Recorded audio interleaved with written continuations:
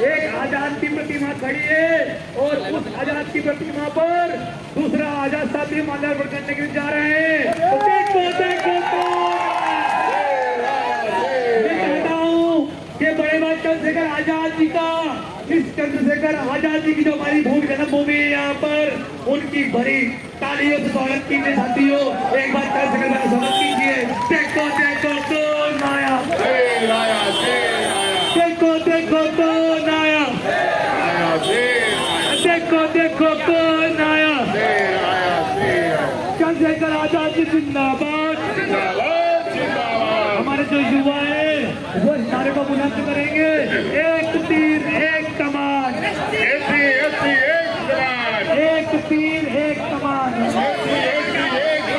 एक तीर एक कमान। देखो देखो कौन आया। ये डीजे वाली गाड़ी को आगे आने दो। ये गाड़ी थोड़ा साइड कर लेना। चंद्रशेखर आजाद जी की प्रतिमा के पास जाने दो। और ये प्रत्याशी की जो गाड़ी है इसको थोड़ा आगे बढ़ाओ और भैया की गाड़ी को भी आगे बढ़ाओ। वहां से भैया संबोधित करेंगे ताकि वहां तक माइक पहुंच जाए, भैया के पास माइक पहुंच जाए। देखो देखो कौन आया, देखो देखो कौन आया। चंद्रशेखर आजाद जी अमर रहे, अमर रहे, अमर। इधर दबाओ जाओ। हाँ थोड़ा हटो, आप लोग हटो, थोड़ा साइड जाइए, थोड़ा सा साइड हट जाइए। एक आजाद जी दूसरे आजाद जी को माल्यार्पण करने जा रहे हैं साथियों, तालियां के स्वागत।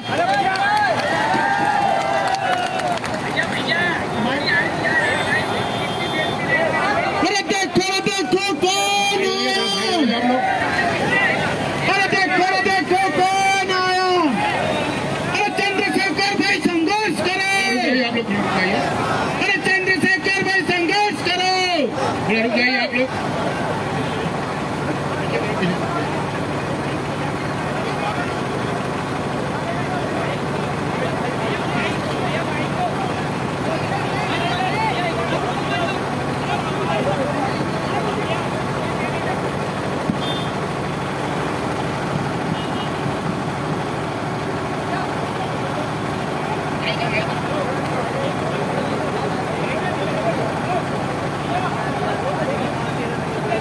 साथियों, हमारे बीच में चंद्रशेखर आजाद जी का क्रांतिकारी उद्बोधन कुछ समय पश्चात शुरू होने जा रहा है। आप लोगों से निवेदन है शांतिपूर्ण ढंग से आप लोग सुनेंगे, अपने अपने जगह पर खड़े हो जाएं आप लोग, और थोड़ा सा आप लोग चारों तरफ खड़े हो जाएं इधर दूर-दराज में।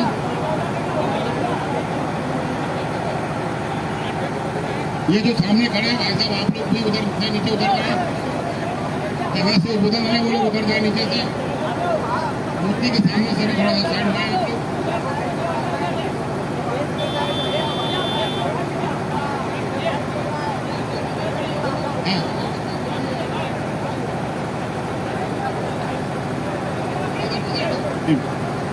हेलो हेलो, इसको यहीं पकड़ के रखना है।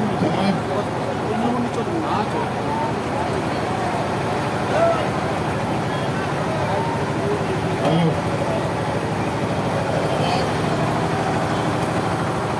आवाज आ रही है आपको? इसकी आवाज ठीक कराओ, आवाज नहीं जा रही। अब देखिए आवाज आ रही है आपको? सुनील भाई जय भीम। भैया ऊपर।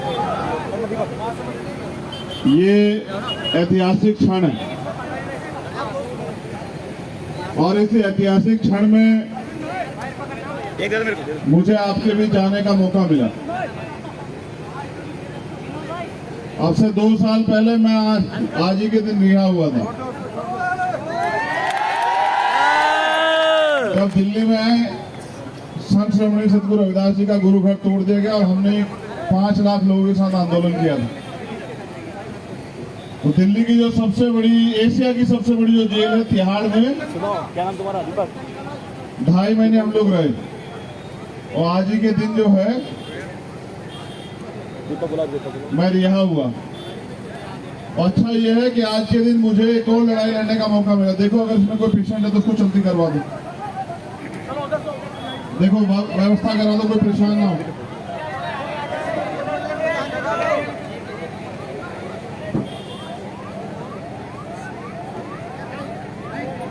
जाने की व्यवस्था करा, आम आदमी परेशान नहीं होना चाहिए, सुनिश्चित करो आप लोग। साथ ही एम्बुलेंस निकल रही, भैया ने चंद्रशेखर भैया ने बोला कि एम्बुलेंस को निकलने दो। आप देखिए किस प्रकार से एम्बुलेंस निकल रही है।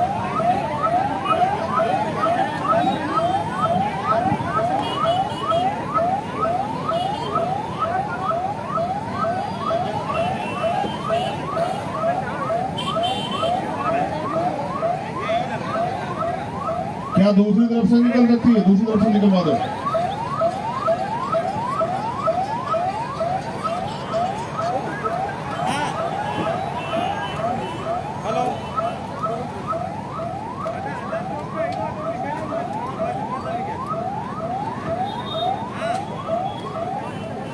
धन्यवाद उनको जगह देने के लिए। तो सबसे पहले तो मैं यहाँ उपस्थित, आवाज नहीं आ रही? जहाँ आवाज आ रही है हाथ उठा के बताओ जहाँ तक आ रही। ठीक। तो सबसे पहले यहाँ उपस्थित जोगट के जिम्मेदार, महान नौजवान साथी, बुजुर्ग, माता बहनें, जो सम्मानित लोग यहाँ उपस्थित हैं, मैं उनका धन्यवाद करता हूँ कि वो यहाँ उपस्थित हैं और उन्होंने हमें सुनने का समय निकाला। और मेरे पास दो बड़े बड़े कागज है, एक कागज और दिया गया था, मुझे बताया गया कि ये धरती ऐतिहासिक धरती है, ये शहीद आजम चंद्रशेखर आजाद जी की धरती है, मुझे बताया गया। मुझे गर्व है इस बात का और मुझे उनको माल्यार्पण करने का मौका मिला, मुझे इस बात का भी गर्व। ये महापुरुषों की धरती है, ये तांत्या भील और जो महापुरुष हुए हैं उनकी धरती है। मगर आज मैं यहाँ पुराने समय को याद करने की, नई चीजों पे बातें करने के लिए आया।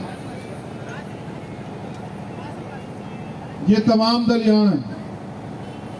मैं ज्यादा समय नहीं खराब करूंगा, मैं सीधे मुद्दे पे आऊंगा। बस एक बार अपने महापुरुषों गुरुओं को नमन करता हूं। भीम आर्मी आजाद समाज पार्टी के कार्यकर्ताओं का भी धन्यवाद और भारतीय ट्राइबल पार्टी कार्यकर्ता, जेएस के कार्यकर्ताओं को धन्यवाद। 70 साल हो गए लोकतंत्र को। मत जोड़ो हाथ, तुम ऐसे मत बोलो जैसे दूसरे लोग हैं। मत जोड़ो हाथ। 70 साल के लोकतंत्र में क्या मिला आपको बताओ? कोई ऐसी एक चीज जिसको आप ये कहें कि ये मेरे पास पहले नहीं थी।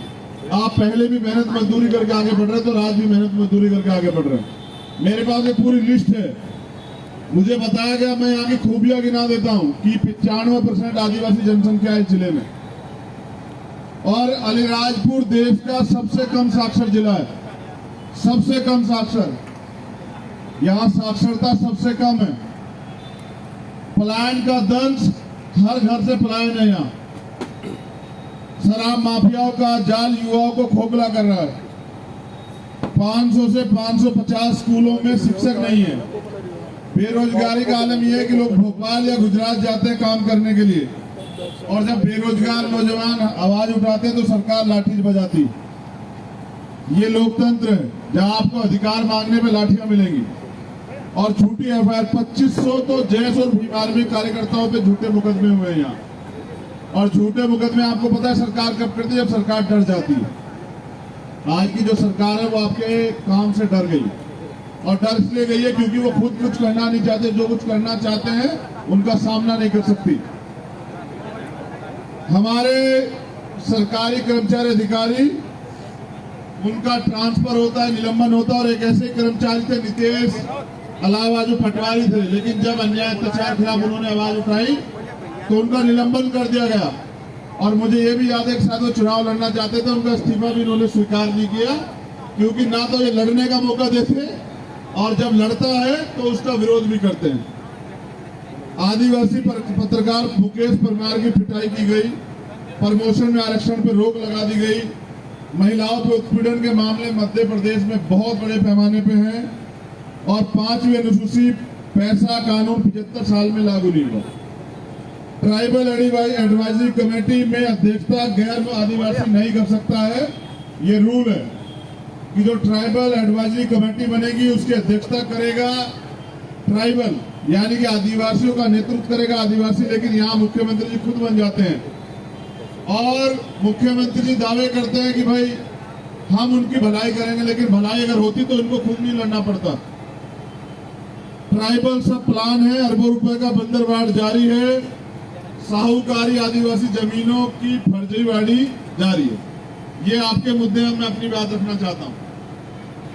देखिए, ये लोकतंत्र, जब बाबा साहब अम्बेडकर ने वोट का अधिकार दिलाया तो ये सुनिश्चित किया था कि जिनके पास वोट होगा उनका राज होगा।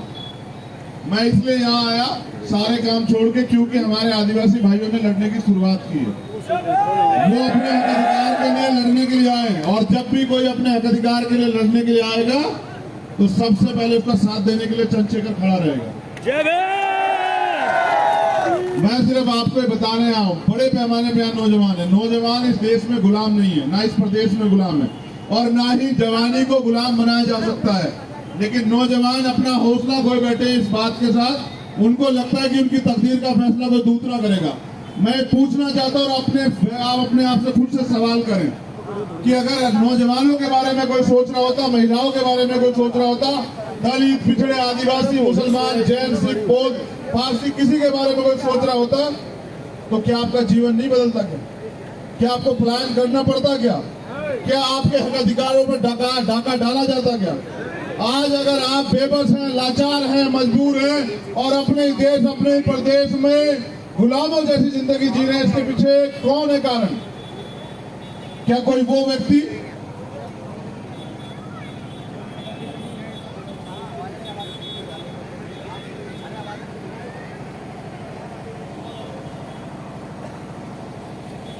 ये लोकतंत्र, पीछे वालों की भी अपनी अपनी बातें, वो कहते हैं ये भी कह दो। मैं पहले अपनी बात कहना चाहता हूं।